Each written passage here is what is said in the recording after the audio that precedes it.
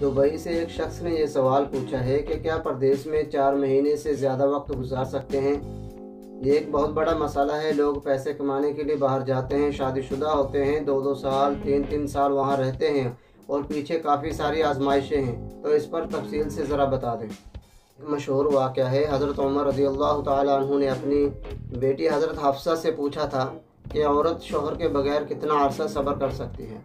सहाबियात थीं और भी दूसरी सहाबियात थीं, उन सब ने कहा कि इंतहाई मुद्दत औरत के सब्र की 4 महीने हैं। इस बेस पर ये हज़रत उमर रज़ियल्लाहु ताला अन्हु ने कानून बनाया कि मुजाहिदीन जो सरहदों पर हैं 4 महीने में कम अज़ कम एक मरतबा अपने घर जाएंगे।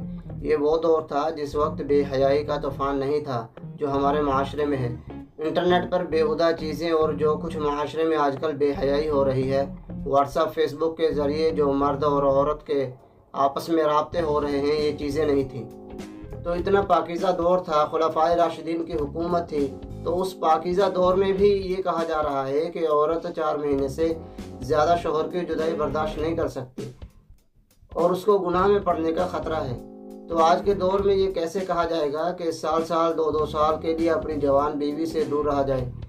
इस पर शैतान बिल्कुल दस्तरा हासिल नहीं करेगा। तो जायज़ तो है, साल के आप 10 साल भी रह सकते हैं बीवी की इजाज़त से, लेकिन ये चीज़ मुशाहिदे के भी ख़िलाफ़ है। आज लोगों के मुशाहिदों से जो चीज़ सामने आ रही है और तकवा के ख़िलाफ़ है। तो फसाद से बचने के लिए ये ज़रूरी है कि कम से कम 4 महीने में एक मरतबा अपने घर का ज़रूर चक्कर लगाया जाए या फिर अपने साथ अपनी ज़ौजा को लेकर जाएं। अगर आप ऐसा नहीं करते और किसी भी गुनाह में अगर आप पड़ गए, सिर्फ औरत को ख़तरा नहीं है, मर्द को भी ख़तरा है ना कि वो 1 साल से अपनी बीवी से दूर रह रहा है, तो वो कैसे अपनी ख्वाहिशात पे काबू पाता है। तो ये इस रस्म को ख़त्म करना चाहिए, अपनी जोज़ा को अपने साथ रखना चाहिए। जहाँ तक जायज़ नाजायज़ का मसला है वो तो बीवी की इजाज़त से है, और अगर वो इजाज़त ना दे तो 4 महीने से ज़्यादा दूर नहीं रह सकते।